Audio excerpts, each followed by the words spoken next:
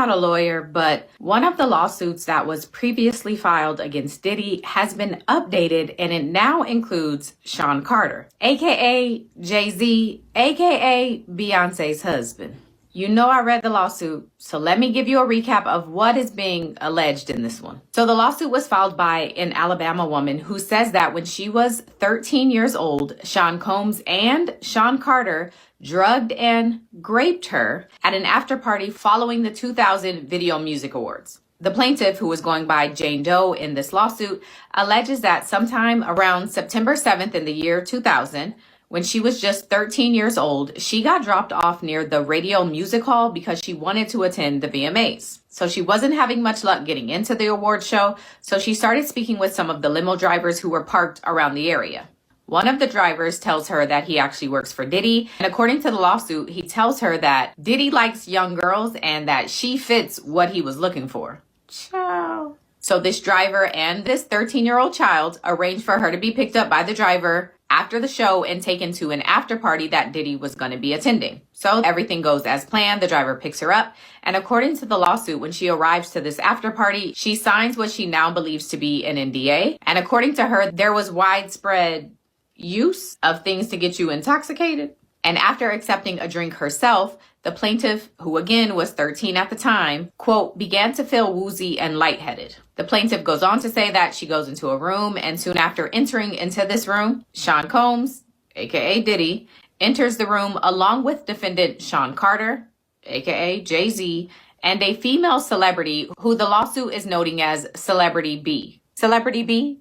What's that supposed to mean? The lawsuit says that the plaintiff immediately recognized all three of these celebrities, and from this point, the suit says that Diddy threw the plaintiff toward a wall and then grabbed her again and threw her on the bed. He then, according to this lawsuit, began removing her clothing. The suit goes on to allege that the plaintiff was then held down by Sean Carter as he engaged with her and while Combs and Celebrity B watched. The suit says that after Sean Carter finished, he stepped back toward the wall and then Diddy stepped up and began engaging with his 13-year-old child while Carter and Celebrity B watched. The suit goes on to allege that Diddy then knocked the plaintiff down and attempted to force her to engage with him in other ways. It says that she fought back, standing up quickly and punching out at the same time, hitting Diddy in the neck. As a result of her hitting him back, the lawsuit says that Diddy was a bit surprised, and that's when the plaintiff took the opportunity to grab her clothing and her shoes and run out of the room. The lawsuit says that this plaintiff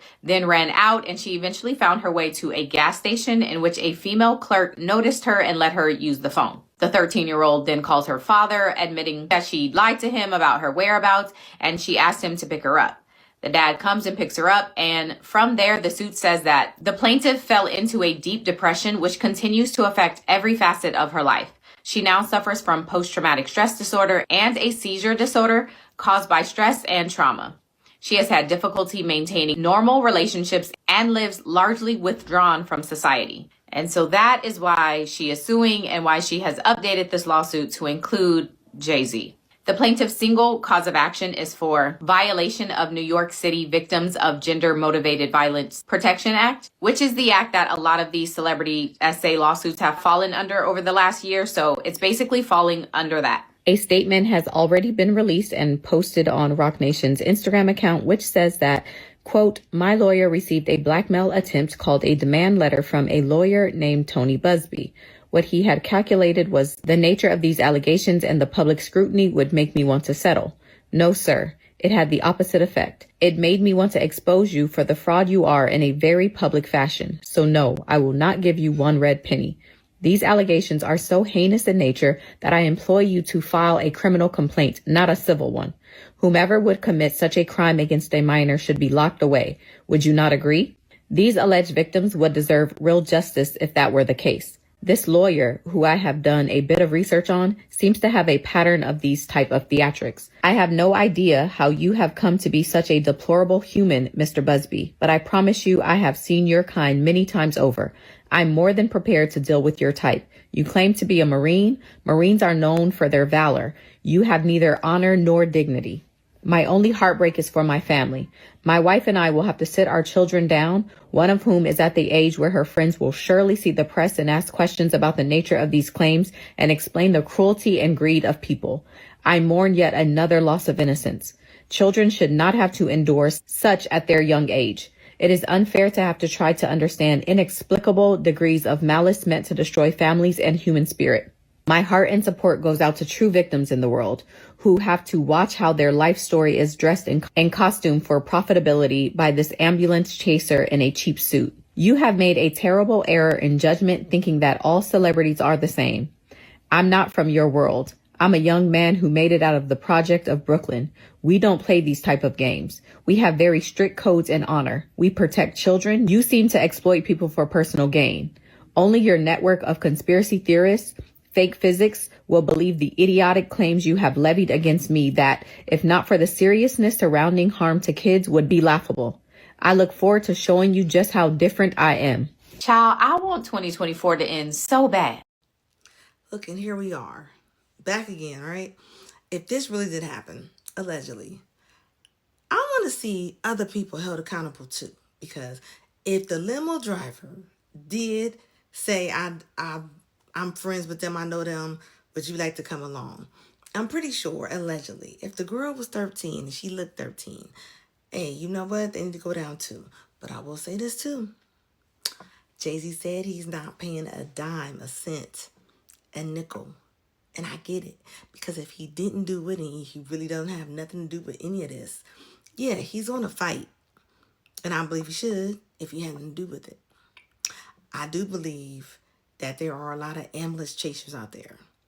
And of course, in a perfect world, you are not guilty until you are proven in court, right? But we all know a lot of times when it comes to social media news and just judgment period, they will convict you before you even hit the court, which is wrong because we don't know, right? I know he has affiliation with Diddy, so people automatically had horns up and he just had to do it and this and that, but we don't know. We don't know. I would like to know though, why is a 13-year-old girl out at the VMAs after party? Where did you tell your daddy you was going to be at for you to be gone like that? I'm just saying, I'm curious. Don't get me wrong. If something happened to that person, allegedly, I do think anybody involved should be held accountable. Now, I would like to know who was this mystery B person, which I heard is a female. We will find out. But I will say, if the lawyer is on some type of extorting type of situation, Jay-Z ain't going down with a fight. And he's backed by the NFL.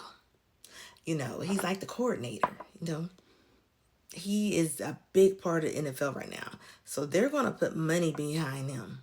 They're going to fight for him. So I will say, this is going to be interesting. What do y'all think? Do y'all think this really happened? Do y'all think that he had anything to do with it? Do you think that he was even there? Do you think that the lawyer is the ambulance chaser? Let me know in the comments.